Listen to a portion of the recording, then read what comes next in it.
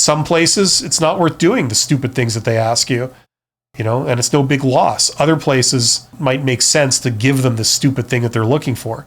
Cover letters are just a really weird thing because they date back from the period where people used to put their resume in an envelope and send it to a company, and that's how they used to apply for jobs, right? It was a snail mail thing.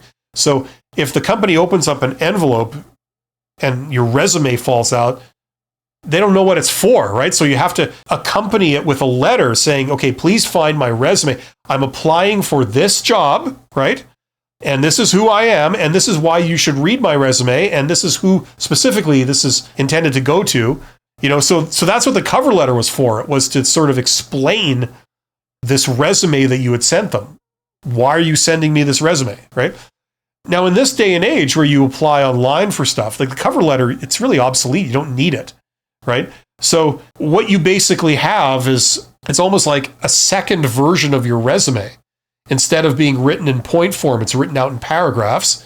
And instead of saying everything that might be relevant, you draw attention to a couple of things, that either are on your resume, or you say new things about yourself that are not on your resume, like your personality or your ambition or whatever, So it really has no standard role. It's just whatever some employers want to use it for. And they have all kinds of wants, wills, and needs when they say, when you send a cover letter to us, you have to include this.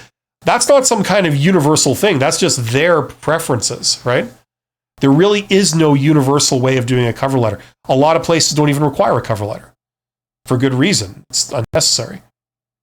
Missed a Good Time says, thanks. I always wanted to know the original intention of a cover letter. Yeah, like it has no role, Sometimes people say, okay, you must include a cover letter and it must be an explanation of like what you have, like essentially a restatement of your resume. Like, why do you think you're a good candidate, right? So you're essentially restating your resume. Or they might say, we want you to explain this, and it's something that's not on your resume. We want you to explain what your ambitions are and what personality type you are, and what type of situation you're looking for. That's not on your resume. Those are all kind of new things, right? So there's no rhyme or reason for like how to do a cover letter. It just, every employer has their own opinion on it.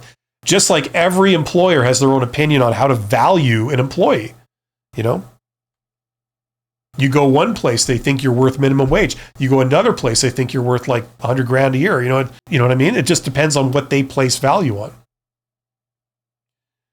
Incidentally, if you want to learn more about this stuff, as I say, if you're having problems with this process and getting hired, check out that course. That's where I put all my learning, and it's all in one place.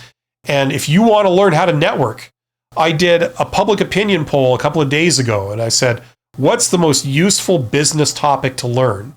And the choices were like, marketing, finance, accounting, operations, stuff like, and then I said networking, and then networking overwhelmingly got all the votes.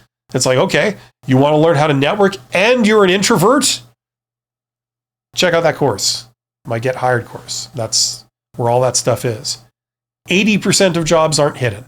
You want to learn how to access those and put yourself forward for them? It's right there. Learn how to network. It'll help you in your career. It'll help you whatever you want to do in life. It's the best thing you can do for yourself.